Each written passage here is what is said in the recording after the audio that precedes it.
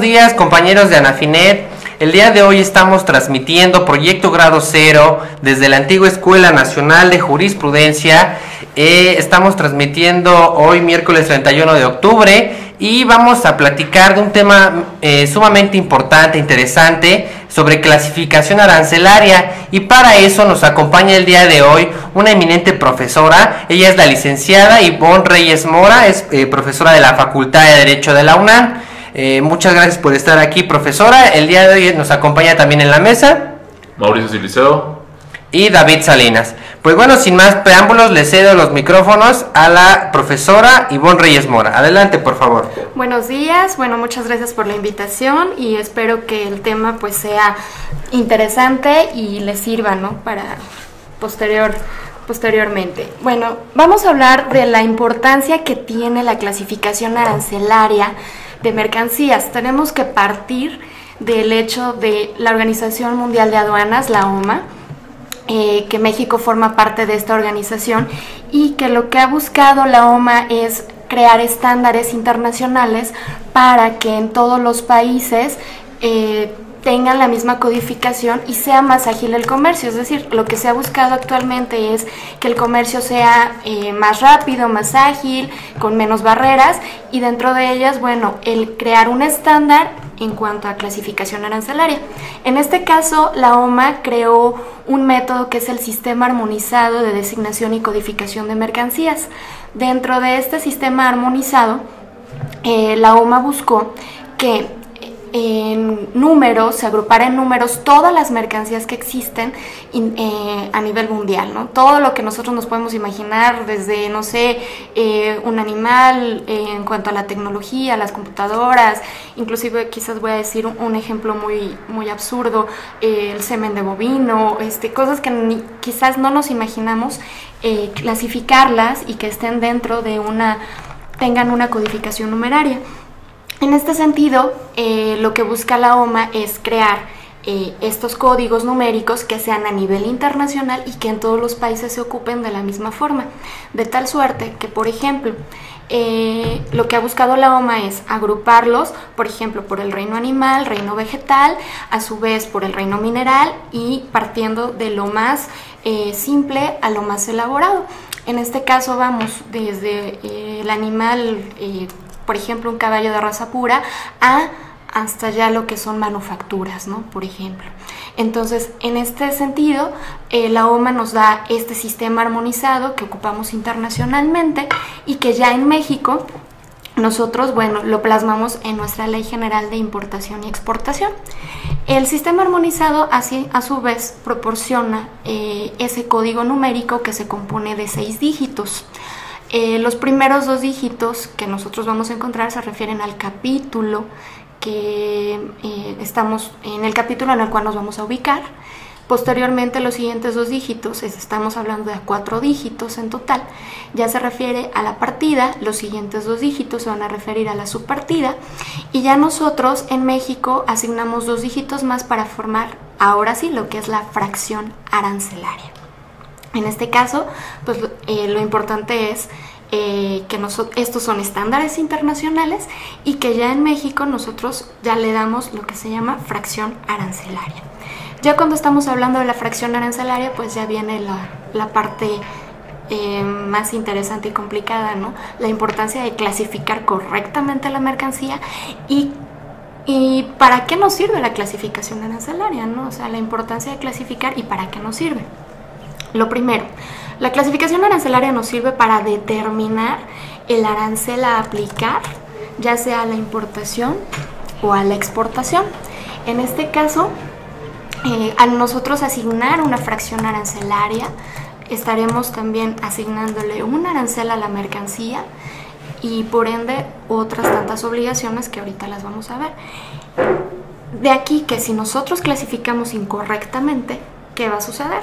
Como yo no clasifico correctamente, no se asigna el arancel correspondiente o el correcto, y entonces ¿qué va a pasar? Que se va a fincar una responsabilidad. ¿A quién le van a fincar la responsabilidad? Bueno, pues el artículo 54 de la ley aduanera, cito tal cual, dice: el agente aduanal será responsable de la veracidad y exactitud de los datos e información suministrados, de la determinación del régimen aduanero de las mercancías y de su correcta clasificación arancelaria. Es decir, en este caso el agente aduanal es el responsable directo de que se clasifique correctamente.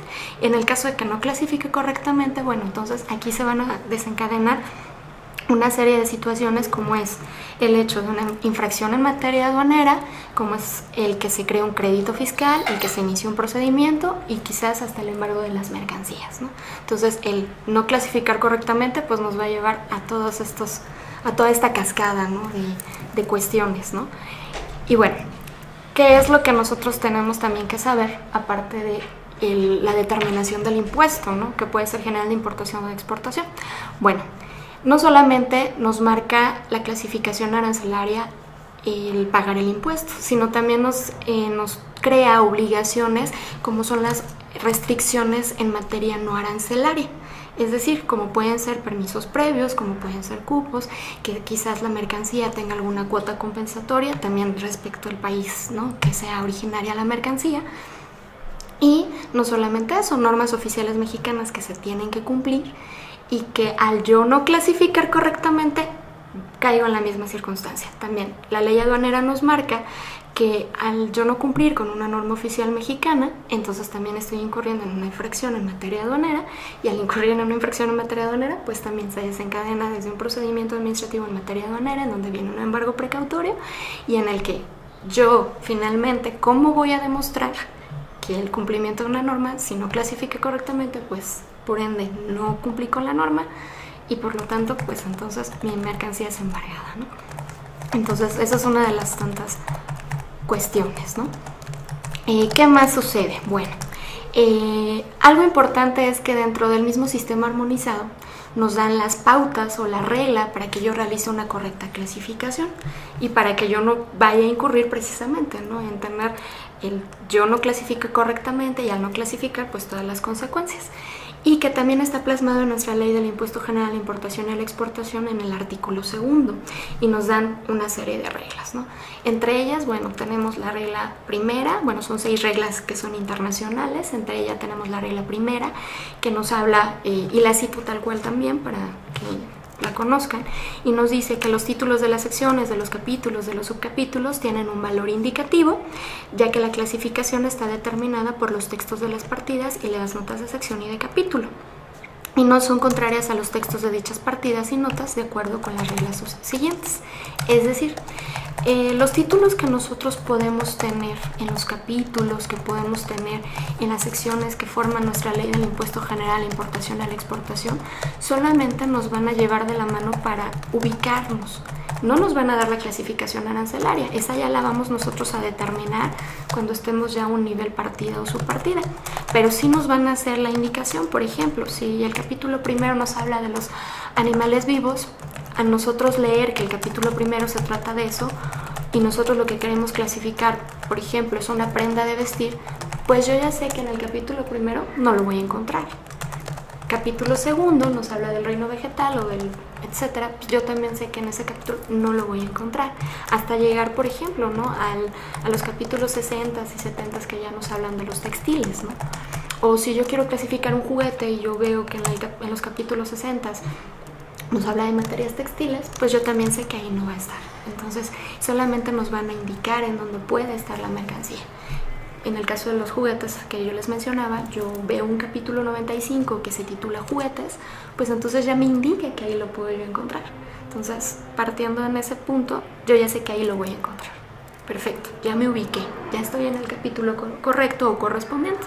Ahora, bueno, pues me tengo que ir a todo lo demás, ¿no? Que es, ya tengo mi capítulo, pues me voy a la partida, me voy a una subpartida y finalmente a una fracción arancelaria. Entonces, esa es la regla primera.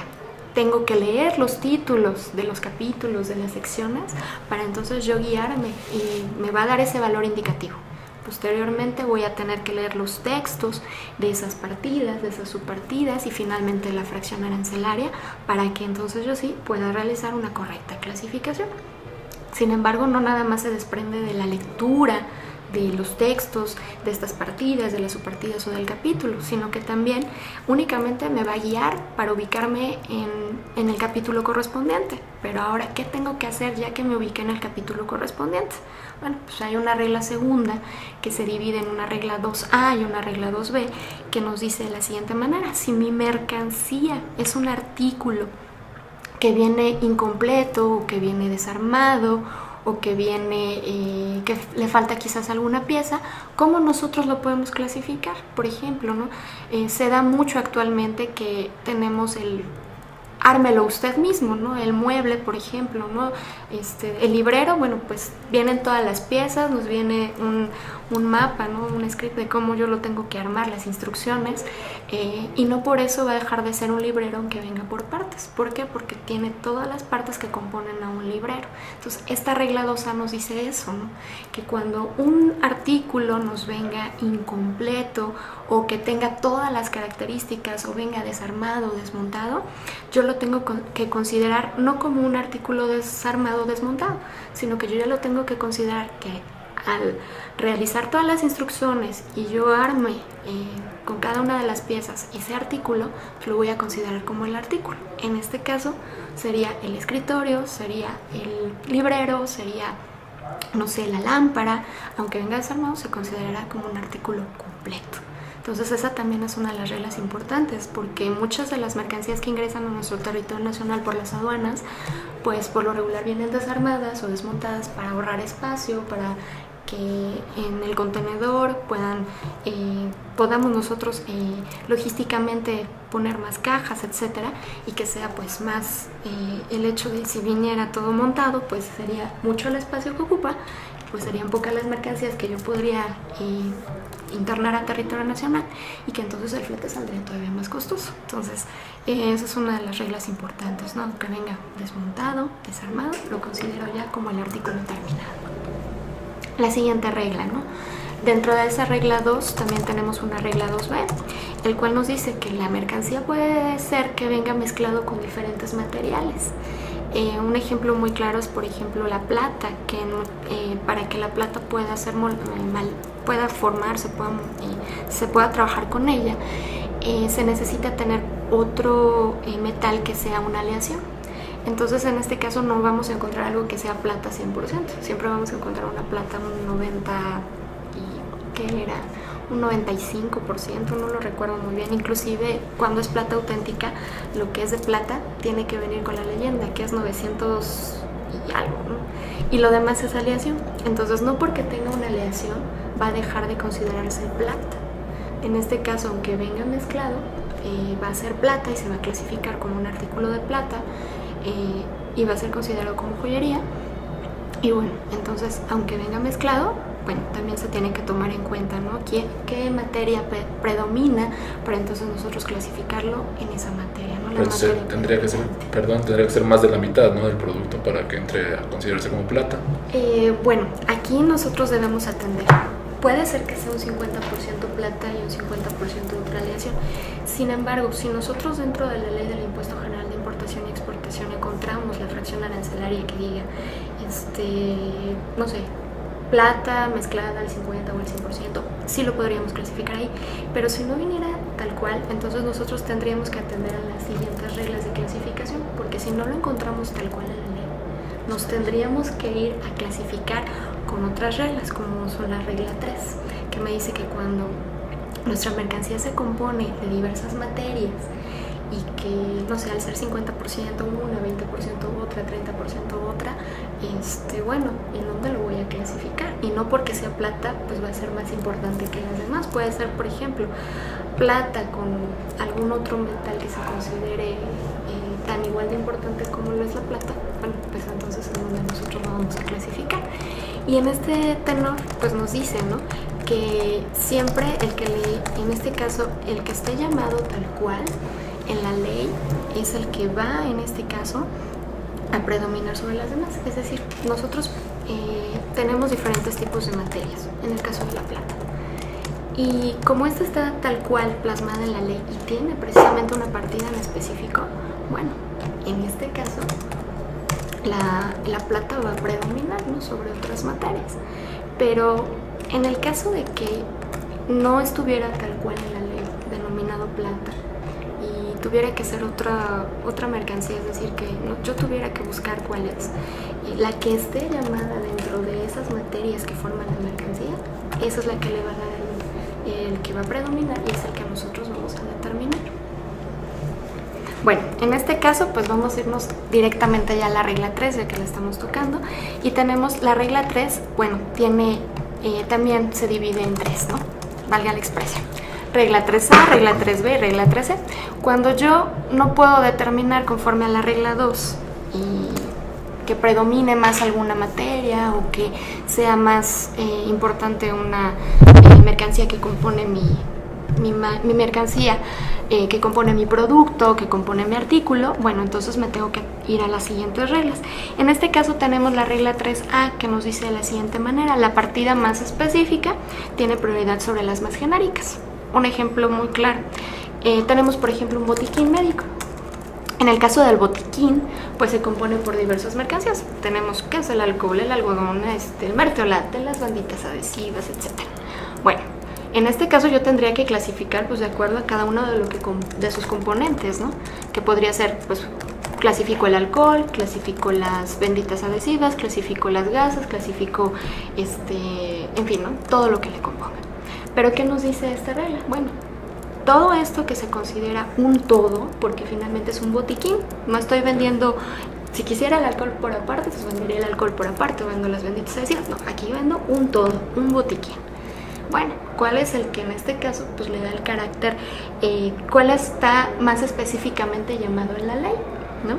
Entonces tenemos que atender a este sentido, y afortunadamente por lo menos en los botiquines sí vienen tan cual en la ley, ¿no? Botiquín médico que se compone de diversos productos, ¿no? En el caso de que no tuviéramos esa suerte de que estuviera tal cual llamado, bueno, ¿cómo lo voy a clasificar? Pues lo voy a clasificar con cuál de los componentes está específicamente llamado, en este caso en la ley. Sí, ejemplo, si tuviéramos el alcohol, el algodón, las benditas adhesivas, la tela adhesiva también, bueno, ¿cuál de todos estos componentes viene tal cual en la ley, ¿no? Que viniera alcohol, o que viniera benditas adhesivas, o que viniera algodón. Y conforme a eso, pues entonces lo clasificaría. En este caso, nosotros no lo podríamos clasificar ni por algodón, ni por alcohol, ni por benditas adhesivas, porque todos están igual de llamados. Entonces, ¿qué pasa cuando todos son iguales de específicos, ¿no? Que lo tengo tal cual plasmado en la ley, ¿no? En la fracción arancelaria, alcohol, fracción arancelaria, algodón, fracción arancelaria, benditas adhesivas. Bueno, cuando todos están igual de llamados en la ley, pues me tengo que ir a la regla 3B. La regla 3B nos habla cuál es el que le daría el carácter esencial. En este caso, pues a mi producto, a mi mercancía, a mi artículo. En este sentido, bueno, el botiquín ya no nos sirve como ejemplo. Vámonos a otro ejemplo. Tenemos el huevito Kinder. Yo creo que todo el mundo lo conocemos. Entonces, el huevito Kinder es una de las mercancías más difíciles de clasificar, porque se compone por un juguete, se compone por chocolate, o bueno, queremos pensar que sí es chocolate, y leche, ¿no? O sea, supone que es una capita de leche. Bueno, entonces tengo diferentes materias que componen a mi producto, a mi mercancía. ¿Cómo lo voy a clasificar, ¿no? Entonces, en este caso, pues no tenemos una partida específica, una fracción arancelaria específica que nos diga huevitos Kinder. Bueno fuera que lo tuviéramos, pero no lo tenemos. Entonces, pues tenemos que irnos a esta regla, ¿no? ¿Cuál es el que le daría el carácter esencial al producto?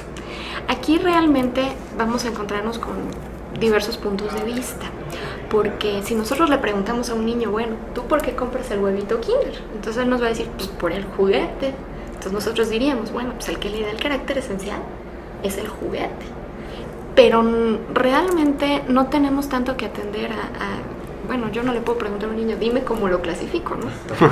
Definitivamente no. Entonces, en este caso tenemos que atender algo muy importante que va junto con esta regla, que se llama merceología. Yo tuve la oportunidad de colaborar con el doctor Álvaro Gutiérrez Arias. Él fue un vista aduanal muy inminente y que él me enseñó que la importancia de la merciología es bien grande, ¿no? ¿La merciología qué es? Bueno, pues la merciología pues es la ciencia que estudia las mercancías. ¿Pero qué es la merciología? Pues sí, la ciencia, perfecto. Bueno, la merciología nos ayuda a saber y a hacer un estudio de las mercancías desde, bueno, las preguntas más importantes que se hacen dentro de la merciología es, bueno, ¿de qué está constituida la mercancía?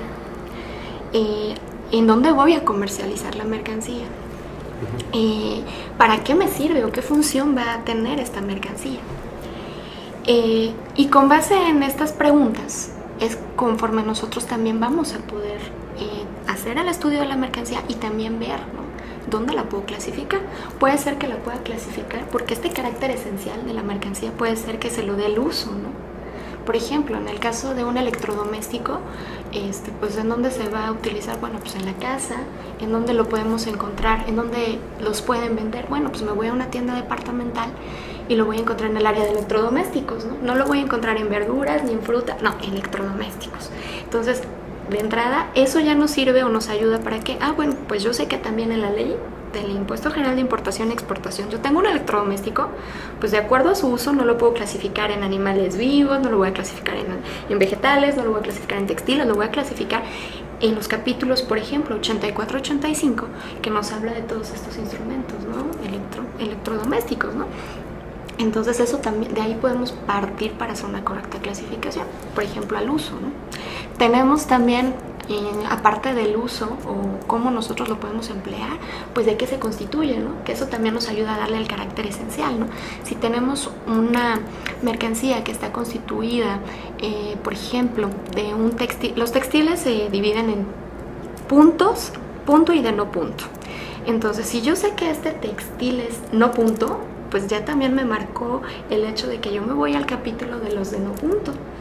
Ahora, partiendo de eso, también tenemos, aparte de que son de punto y no punto, también se clasifican si son textiles naturales, si son textiles artificiales o si son plástico, y también de acuerdo a su materia constitutiva, ¿cómo lo voy a poder clasificar, ¿no? Bueno, es de no punto, perfecto, me voy al capítulo de no punto. Ahora, ¿es una fibra natural, es una fibra sintética, es una fibra plástica? ¿En dónde lo clasifico? Perfecto, pues entonces me voy a la fibra correspondiente, ¿no? Entonces, de acuerdo a su materia constitutiva, que te va a dar ese carácter esencial, me voy a ir por ahí también.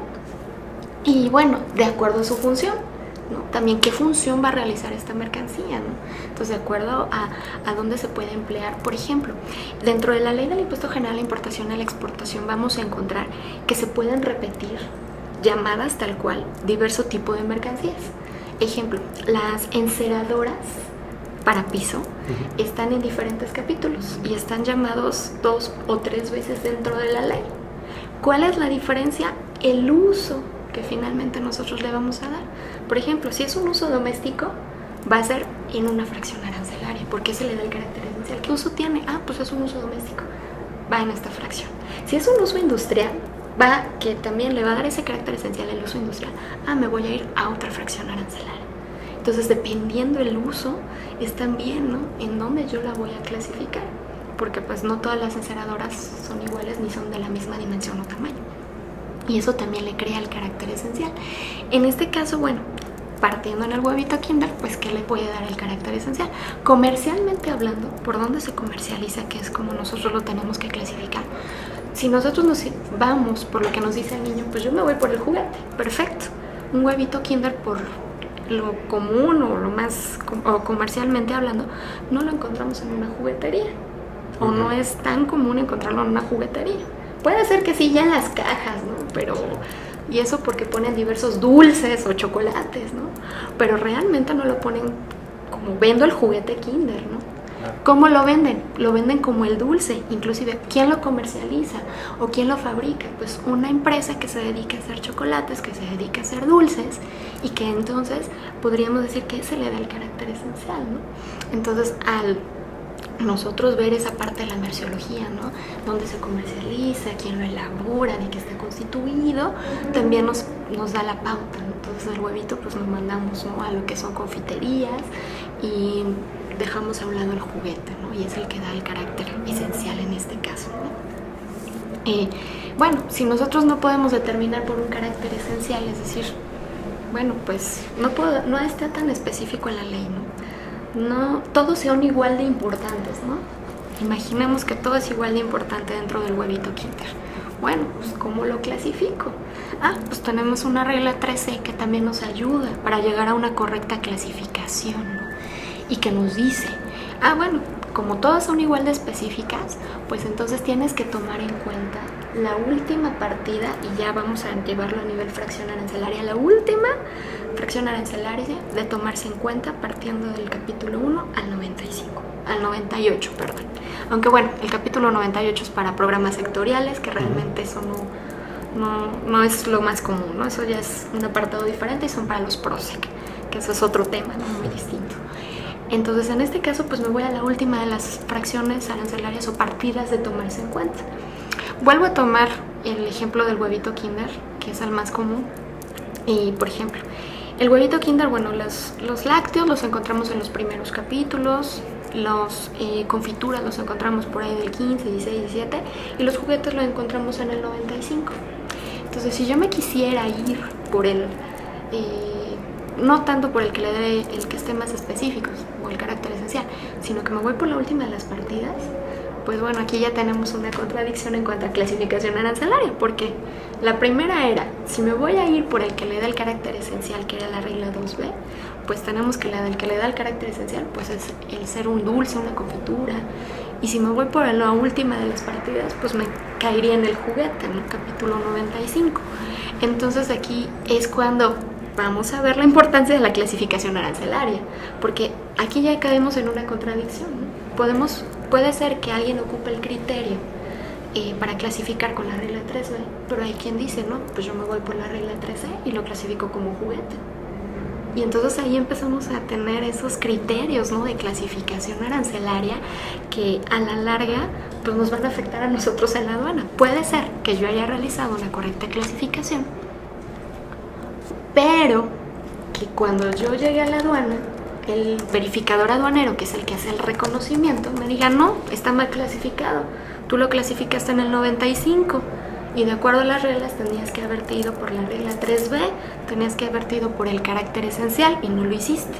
Entonces ahí empezamos con esas cuestiones, ¿no? A veces, bueno, dentro de la clasificación arancelaria, ahorita como se explica, pues suena muy sencillo, ¿no? Pues me voy por lo esencial, me voy por lo específico, pero ya cuando caemos en estas cuestiones y esos diversos criterios es cuando nos vamos a enfrentar a igual, ¿no? Aunque yo a veces clasifique correctamente, pero el verificador, ahora verificador me dice, no, clasificaste mal, pues entonces me van a levantar mi acta y me van a embargar mi mercancía porque no pagué los impuestos como debía de ser.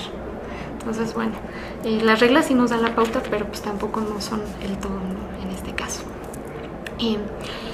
Tenemos, aparte de estas reglas, una regla cuarta. Hay mercancías que nunca las vamos a encontrar llamadas en la ley. Hay mercancías que solamente nos va a ayudar la merciología a poder clasificar, y en este caso se aplica algo que es la analogía, de acuerdo a la regla 4. Es decir, yo tengo que atender a las características de mi producto, de mi mercancía, y pues yo ver dentro de la ley cuál es la que tiene parecido, ¿no? Yo a mis alumnos les ponía unos ejemplos que no voy a citar porque no son para la audiencia, pero atendiendo, por ejemplo, ¿no? Suponemos que hay un producto que sirve para los dolores de cabeza y es como un masaje para los dolores de cabeza, ¿no? Entonces hay quienes, por ejemplo, que tienen enfermedades cardiovasculares, que no pueden tomar una aspirina o que no pueden tomar algún analgésico porque no les ayudaría por sus problemas cardíacos. Entonces este producto de hecho lo estaban promocionando por internet y decían, no, es que da masajes y por las vibraciones te quita los dolores de cabeza, etcétera, y es un aparato que era para el dolor de cabeza. Perfecto. dentro de la ley del impuesto general a la importación o a la exportación, pues no vamos a encontrar aparato que te quite dolor de cabeza.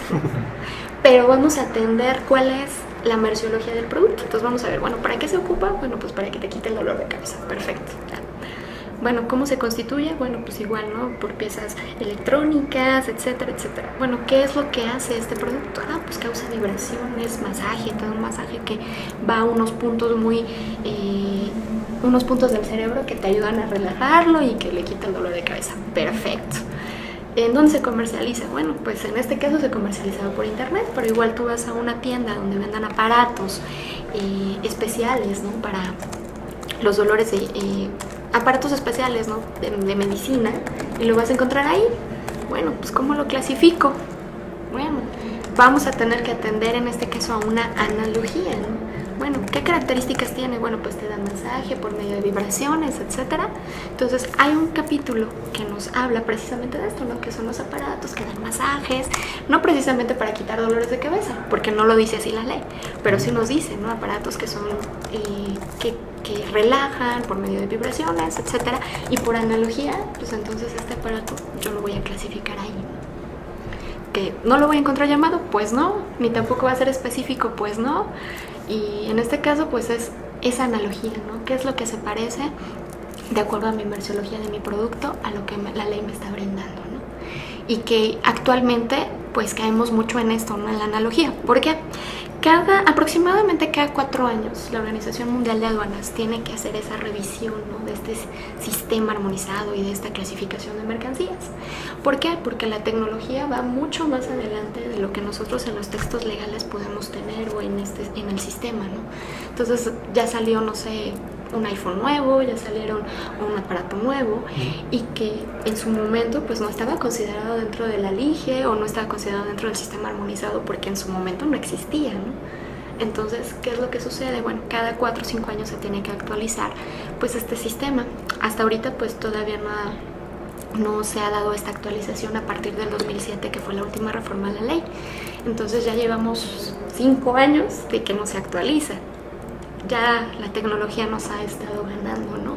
Entonces hemos tenido que aplicar mucho esta parte de la analogía de, bueno, qué características tiene, porque no lo encuentro tal cual en la ley, ¿no? Por ejemplo, nosotros no vamos a encontrar iPhone, no encontramos tablet, no encontramos eso. Tenemos que ver las características y de acuerdo a esto, pues entonces yo lo voy a clasificar, ¿no? Entonces, eso también es importante, ¿no? Que esta regla quizás, bueno, analogía, ¿cómo voy a clasificar algo por analogía? Pero finalmente se tiene que aplicar y actualmente lo estamos haciendo, ¿no? Bueno, ahora hay una última regla, bueno, 2 reglas, pero la que voy a tocar es la regla 5, que esta regla es ya como muy específica de cierto tipo de mercancías.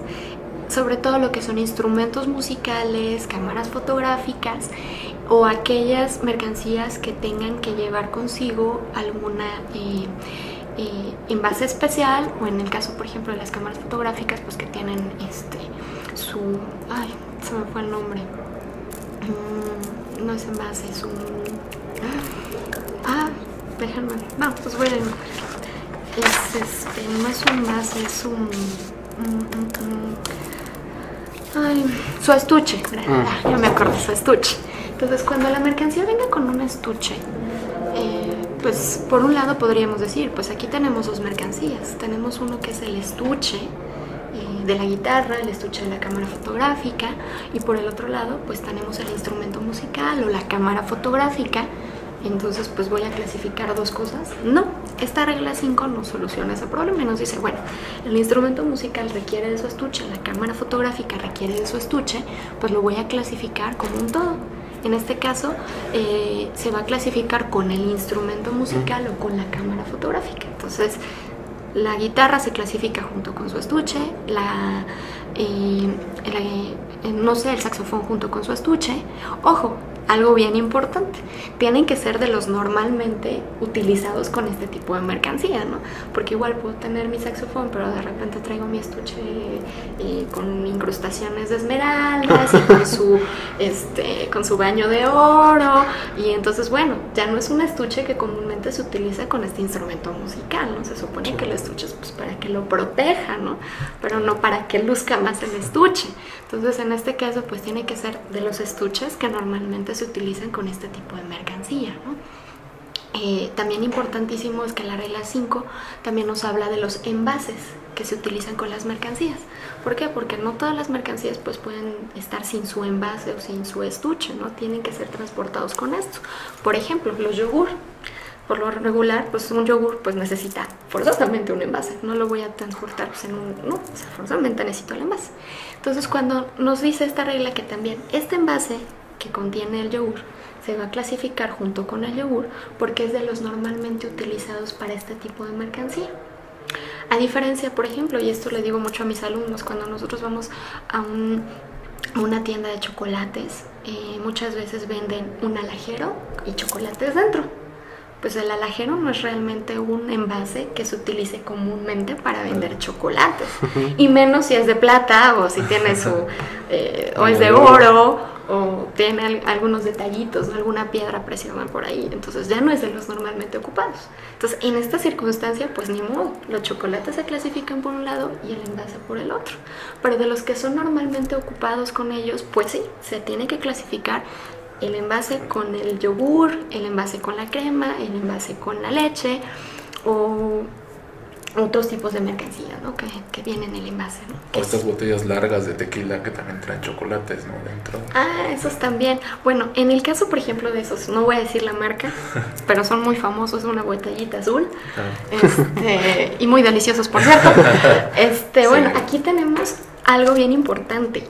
Tenemos tequila, tenemos chocolate y tenemos envase.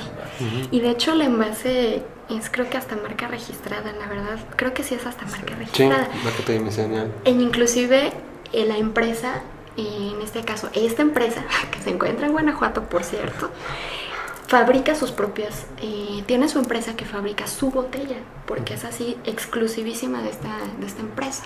Tequila. Exactamente. Entonces aquí, bueno, ¿cómo se clasifica? Lo clasifico por el chocolate, lo clasifico por el tequila, lo clasifico por la botella. Y aquí, bueno, mi punto de vista es que se clasificaría por el tequila porque ese es el que le da el carácter esencial. Si yo quisiera un chocolate común y corriente, pues me compro cualquiera y hay muchos chocolates, ¿no? Sí. Inclusive yo creo que hasta más ricos que este, porque de hecho ellos también son los fabricantes de este chocolate. Esta empresa también se dedica a fabricar estos chocolates, y no solamente eso, ¿no? Es una empresa que está creciendo mucho. Aparte de que fabrica su botella, fabrica sus chocolates y fabrica el tequila, otras tantas cosas, ¿no? Que también fabrica esta empresa, como son, por ejemplo, velas, como son perfumes, pero esos únicamente se comercializan en la región, no se comercializan en tiendas de autoservicio. Entonces, bueno, si yo voy a comprar esos chocolates, realmente los voy a comprar por el contenido del chocolate, que es el tequila. Yo quiero degustar ese tequila con el chocolate.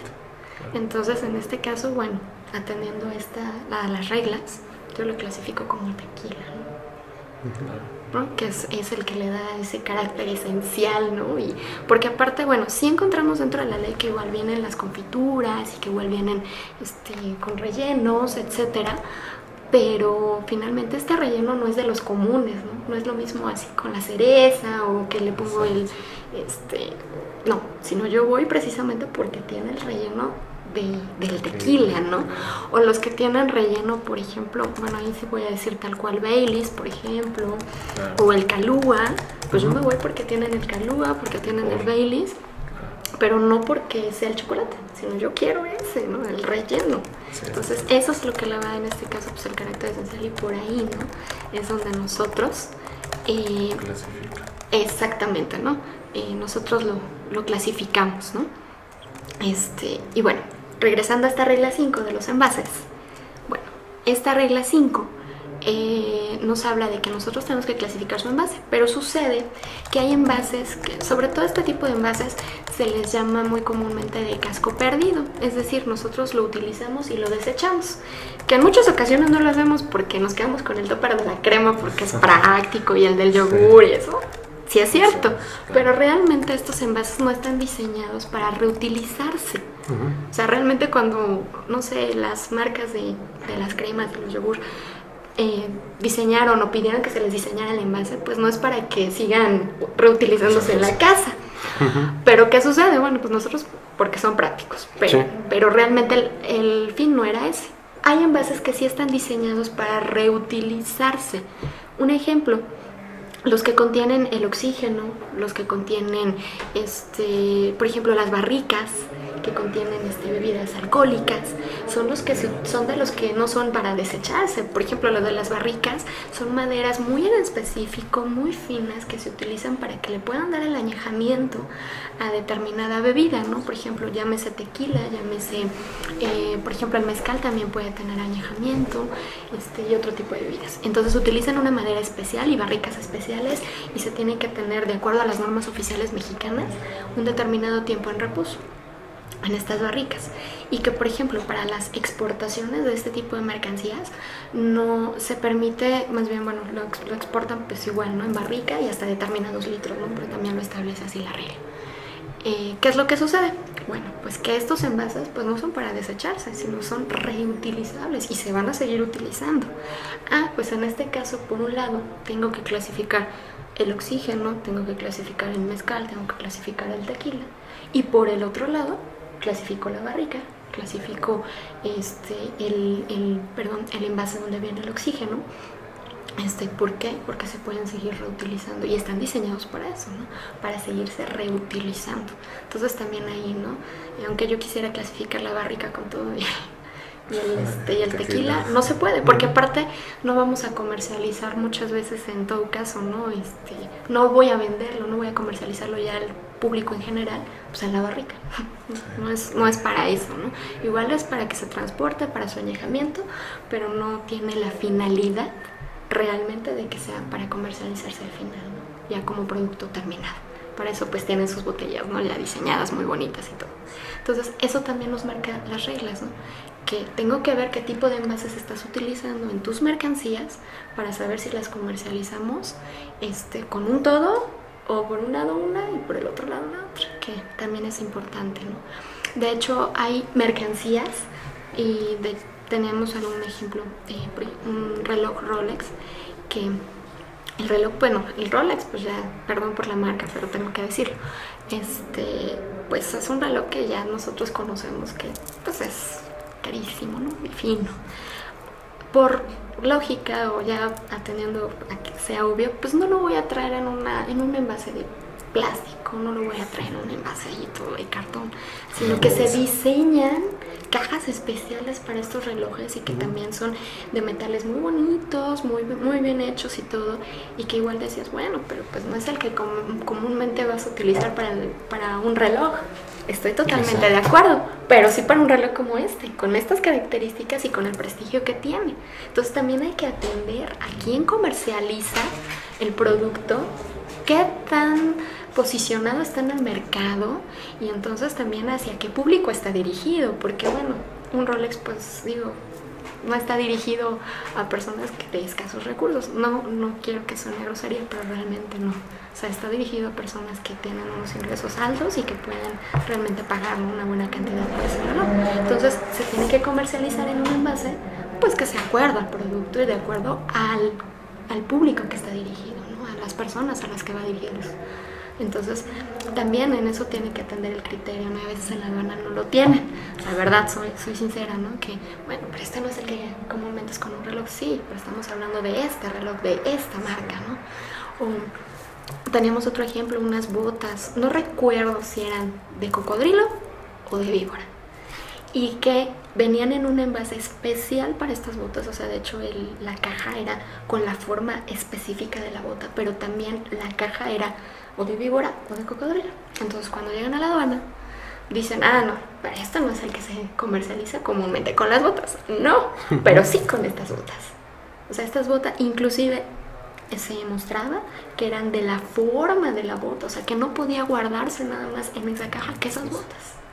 Entonces, atendiendo a esto también, los problemas otra vez de esa clasificación, ¿no? ¿Qué te detiene en tu mercancía? Y en lo que tú le dices a la autoridad es que mire, o sea, vámonos a la regla. ¿Qué es lo que nos dice? Pues nos dice esto, ¿no? Que son de los que comúnmente se comercialicen con ellos. Y pues claro, unas botas así, pues se tienen que comercializar, pues no en una cajita de cartón, ¿no? O sea, eran unas botas muy finas, muy caras y que pues realmente se tenían que comercializar en un envase acorde a la mercancía. Y en este sentido, bueno, pues la caja era pues del mismo material, ¿no? Y que finalmente se dieron cuenta y pudimos decirle a la autoridad que realmente pues era la caja, ¿no? que tenía que ir clasificada con esta mercancía, ¿no? Entonces, estas reglas que ahorita vemos son importantísimas para clasificar, pero también si nos damos cuenta, pues no nos solucionan todo. O sea, desgraciadamente no nos dan tal cual aquí, ¿no? Y nos llevan a la fracción arancelaria, ¿no? También tenemos que atender algo que se llaman notas explicativas. Cuando se publica la ley del Impuesto General a la Importación y a la Exportación, pues vienen las fracciones arancelarias y es la ley más pequeña que tenemos en el territorio nacional porque solamente tiene 2 artículos. Pero esos 2 artículos son, híjole, amplios y vastos con las fracciones arancelarias que tenemos. Entonces, bueno, pues sí, nosotros hojeamos la ley y pues vemos muchas fracciones arancelarias y bueno, ¿y ahora qué? Ah, perfecto. Pues aparte de la ley del Impuesto General a la Importación y a la Exportación, nuestras autoridades también publican en Diario Oficial algo que se llama notas explicativas. ¿Qué son las notas explicativas? Ah, pues nos dicen, lo que yo, autoridad, quise decirte en esta fracción arancelaria es lo siguiente. O tú vas a entender, por ejemplo, por confituras, lo siguiente. O también tenemos dentro de la misma LIGE, perdón, me lo salté antes de llegar a las notas explicativas, algo que se llama notas de capítulo. Entonces, dentro de la misma ley vamos a encontrar que viene este capítulo comprende o no comprende. Un ejemplo, en el capítulo 95 de la LIGE son los juguetes. Habla de todos los juguetes que nos podemos imaginar y de artículos de Navidad. Curiosamente, en este capítulo que nos habla de juguetes y de artículos de Navidad, no comprende, por ejemplo, las bicicletas. Y nos dice, nosotros pensaríamos, ¿no? Ah, pues la bicicleta, pues la considero como juguete o se considera más como un juguete, pues voy a clasificar en el capítulo 95. Pero resulta que el mismo capítulo te dice, este artículo no comprende bicicletas. Y nos manda al capítulo 87, 89, no lo recuerdo bien. Ajá. Entonces, si nosotros también no atendemos a las notas que vienen en cada capítulo, pues, ok, atendiendo a la regla primera, que es el valor indicativo, y yo leo juguetes capítulo 95, pues me voy a ir con la idea. Exacto. Y me voy a ir al capítulo 95. Pero ojo, por eso les digo, luego las reglas no nos dan todo, ¿no? Tenemos que atender a esas notas de capítulo en donde nos dice, ah, ¿qué crees? Aquí sí comprende tal cosa, ¿no? Ejemplo, las resorteras, que muchos creeríamos que es un juguete, pues está considerado como armas. Ajá, sí, y de hecho ni siquiera viene tal cual resortera, sino que viene, pues, ¿qué es una resortera? No, arma blanca tampoco, pero sí viene, no sé, la descripción, ¿no? De la resortera. Sí. Y que atendiendo ahora sí a las notas explicativas, nos vamos a dar cuenta que, pues en las notas explicativas te dicen, y aquí se consideran, por ejemplo, en caso de las resorteras, aquellos, no sé, instrumentos o armas que son para los pajaritos, bueno, para tener a los pajaritos y así, claro. Inclusive así lo encontramos, ¿no? Entonces, esas notas explicativas también son importantísimas y que estas notas sí son todavía más específicas porque son notas por cada partida o por cada subpartida. Entonces, ahí también tenemos que atender a estas notas, ¿no? 1, 2, 1, 2, 3.